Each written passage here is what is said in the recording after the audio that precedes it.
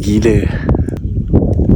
Amazing kan? Aku sekarang kat Merzouga, Morocco. Pak Sahara ni lah yang aku paling tak sabar nak share kat korang. Sampai je ke Merzouga, korang akan dapat unta seorang seekor untuk naik menuju ke camp. Camp tu terletak agak jauh sikit ke tengah padang pasir. Jadi korang nak kena naik unta 1 jam baru sampai camp. Kat sini lah kita akan tidur malam ni. Start naik unta timing ngangam nak sunset. And bila dah gerak 3 suku, time tu korang akan dapat tengok sunset. Bila semakin senja kan, dia punya colour pasir tu akan bertukar colour orange macam tu. Untuk ke Merzouga ni second time sebenarnya. Yang first tu aku bawa family aku, and then second time aku pergi dengan member aku lah. Okay, untuk menjawab soalan, boleh tak bawa budak kecil pergi Merzouga Sahara ni? Jawapan aku, yes. Orang dekat sini pun sangat friendly. Sambil-sambil tunggu sunset, bolehlah saja-saja buat aktiviti sandboarding. Anak pun happy dapat pengalaman baru. Padang pasir seluas mata memandang, tak ada orang kacau pun. Bagi dia berlari sepuas-puasnya atas padang pasir Sahara. Okay, ni cerita pasal tent pula. Tent dia ada 2 jenis tau dekat Merzouga ni. Satu tu luxury tent, satu lagi tu tent biasa lah. Masa aku pergi dengan family tu, aku ambil yang luxury. And then masa aku pergi dengan member tu, aku ambil yang just yang biasa je. Ini luxury tent. Dalam dia macam ni, cukup luas, ada bilik air, mandi apa semua lengkap. So semua benda kau tak payah risau. Korang mesti nak tahu bilik air dia macam mana kan? Bilik air semua built in dalam camp terus. Bahagian sinki pun bersih, luas. Mandi siap dapat shower. Shower ni siap ada air panas. Jadi malam-malam atau pagi-pagi buta sejuk nak mandikan anak korang pun tak ada masalah. Yang sebelah sini pula toilet. Bidet tak ada lah, tapi memang bersih. Dinner dia style buffet. Lepas tu korang boleh tengok orang main muzik tradisional untuk hiburan malam.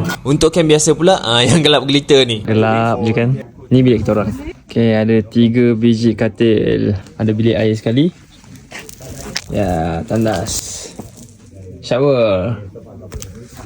Tapi problemnya, nampak orang mandi dari sini. Nampak tandas. Mereka demo. Makan kau jangan risau, tetap boleh makan sampai tersandak. Hiburan malam ada, sama macam luxury. Okay, part ni yang best. Pagi-pagi kita pergi tengok sunrise pula. Untuk tengok sunrise ni kita kena naik sampai ke puncak Gunung Pasir. Nak naik sampai sini unta tak larat, so nak kena naik 4x4. Tunggu punya tunggu, time nak sunrise pun tiba. Sunrise depan mata babe. Lawa gila. Amazing kan? Kalau korang ada peluang dan rezeki, please lah datang sini at least sekali. Sebab korang akan dapat satu experience lain daripada yang lain. Sambung next video.